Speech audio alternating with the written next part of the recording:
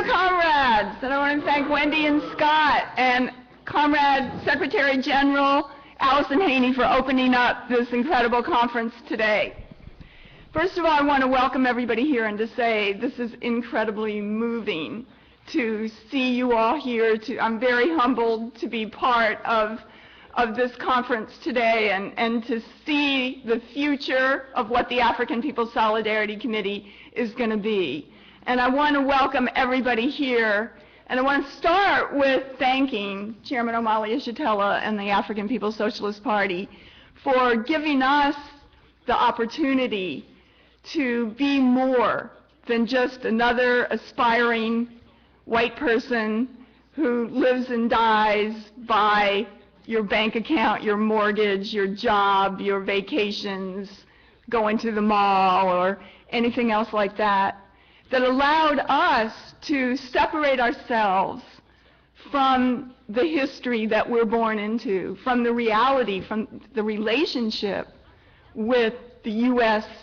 government, with parasitic capitalism, with our relationship on the backs of African people and oppressed and colonized peoples around the world, to begin to understand a real way, a concrete way that we could jump off that pedestal and join the rest of the people on the planet Earth. And that is the most incredible experience to be able to be part of this. It is a journey that has not only made us realize that we're part of changing the world, but given the most profound meaning and definition to our own lives. And this is the message that we have to take to other white people by the millions as we see imperialism in this incredible crisis all around us falling down.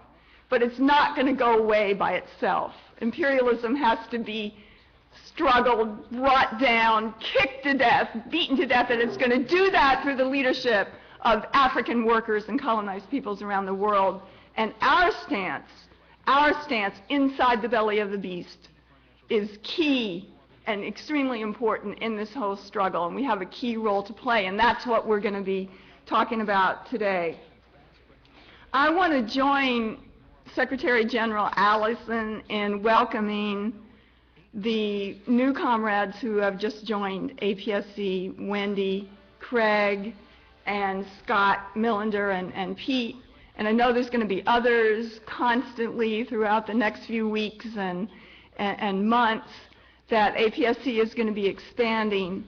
And to say that it's an honor to have all of you in the ranks of APSC, and I'm very impressed in the seriousness of your work, the professionalism, the way you approach things. I love the way that the new people are coming in and testing out the lines, struggling out there, whether it's on the Uhuru news site or out there in the world, struggling around winning other white people, defeating opportunism and other kinds of lines, and just making a presence in the world. It's very, very powerful to see. I see all the comrades from Miami and Jesse and just so many people coming forward, Rebecca, and it's fantastic. Kristen, all the work that people are doing, sometimes in really isolated situations like Diane, yet taking on the University of Florida, out there struggling. It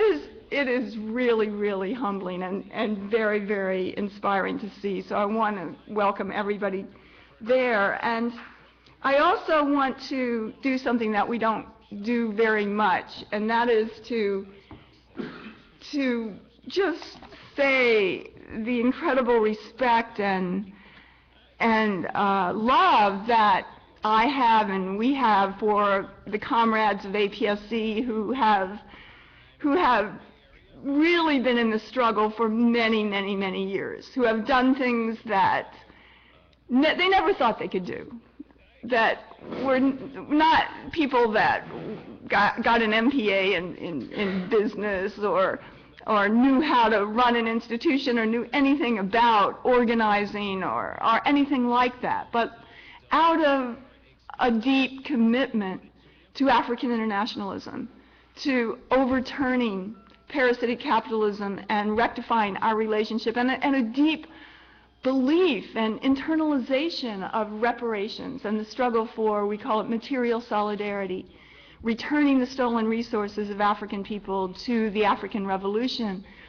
Comrades have taken on incredible projects and institutions and built them and just done things that we never knew that we could do. And it's because of the revolution. It's because of the leadership of the Chairman O'Malley and the African People's Socialist Party, and to see the struggles, the revolutionary struggles of the people of Vietnam, who were in a state of near starvation when they took up their revolutionary struggle against the French and the U.S. and kicked their asses.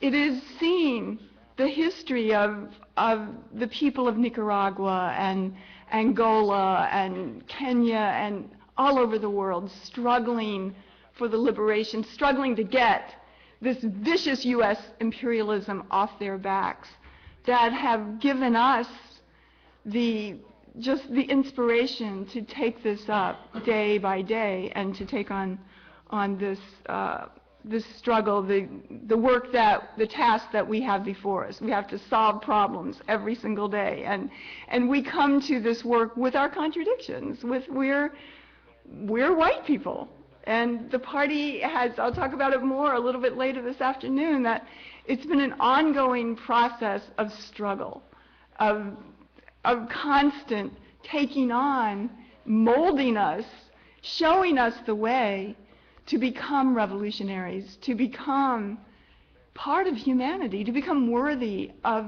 that name.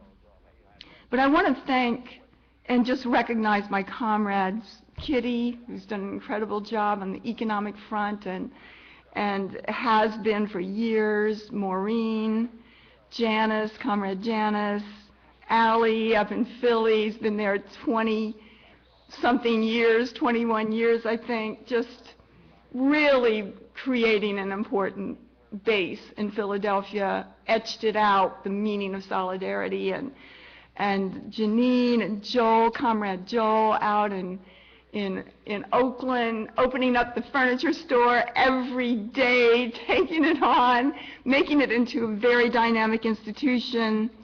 Wendy, Stephanie, Lisa Watson, Lisa Burgess, who just jumped into the furniture store in Philadelphia and has made it an incredible success, and Comrades Sandy and Harris and Ruby and so many others who have been so important in building the African People's Solidarity Committee. Just amazing comrades. I am so proud to be among your midst, and we just want to thank you, comrades, for the inspiration that you give to me and the example that you set every day, comrades. It's an inspiration. Uhuru.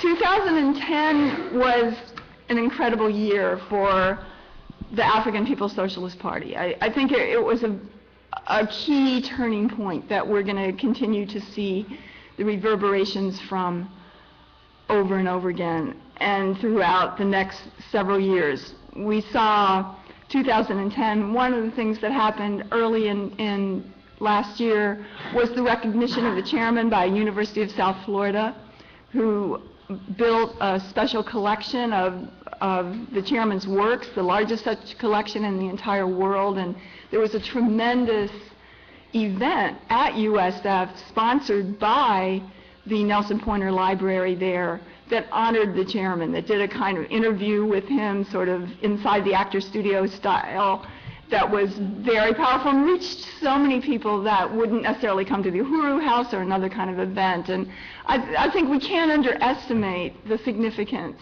of that event. It was a great start to 2010. We also saw the continuing development of the office of the chairman. That work, led by Deputy Chair Ona Zanea Shatella, is just transforming the movement as a whole and building and institutionalizing the offices of the National Central Committee of the party all the way throughout. We see the development of that, and that has tremendously set the tone for the kind of work that we're all doing inside of the African People's Solidarity Committee and the African People's Socialist Party right now. It provides leadership for how the office of the chair of APSC is going to be developed, and it shows us that how casual we've been, how without institutions, so that if one of us is not here anymore, then how would, our offices are not institutionalized. This work has not been developed that could be turned over from generation to generation. And it's this kind of work that shows the seriousness, the depth, and the longevity of the African People's Socialist Party and the APSC. The party's Congress was an incredible success. I think most people in this room, or a lot of people in this room, were there. It was a real turning point, and I think one of the most significant things about the Congress is the way that it allowed the party to emerge as the leader of the African Revolution inside the U.S. and around the world, and also the leader of the anti-imperialist movement in the U.S. and around the world. And I think there was tremendous acknowledgement by all different sectors of the African liberation movement, of the party, and of the party's leadership.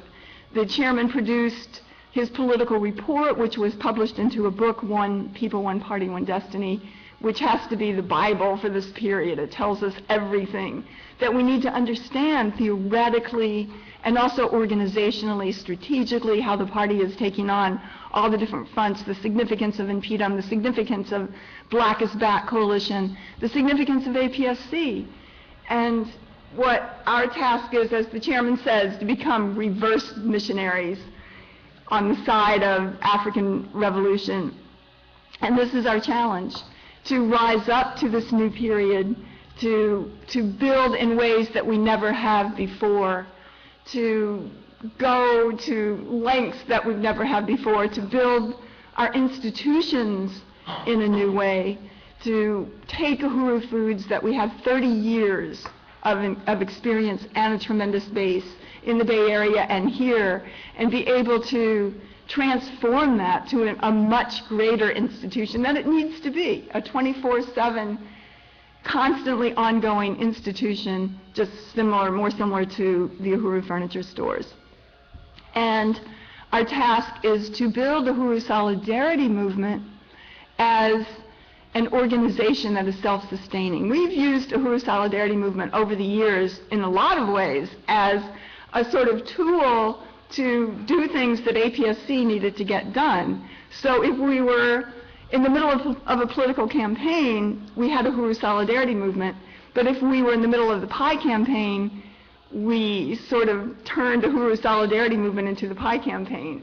And we're going to have a little bit more of a division of labor, because it's really important that we have a political front that can keep moving and out there regardless of whatever else we're doing on the economic front, and who can help build that, and who can also begin to win resources and a stand of reparations from North Americans, not based on buying a pie or buying some furniture or other kinds of things that we do in a transactional way, but based on political support and unity, with solidarity with this movement for the liberation of African people. And I'm very excited about doing that.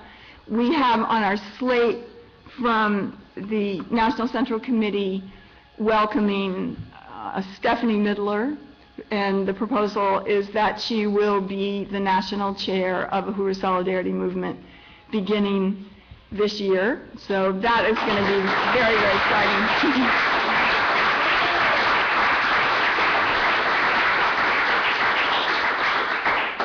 But we have a challenge, and our challenge involves building the infrastructure of the leadership of APSC as well, to build the office of the chair of APSC, the office of economic development, the office of the Secretary General, and all the other offices that we have in the National Central Committee. And I want to salute Scott Millender, who will be in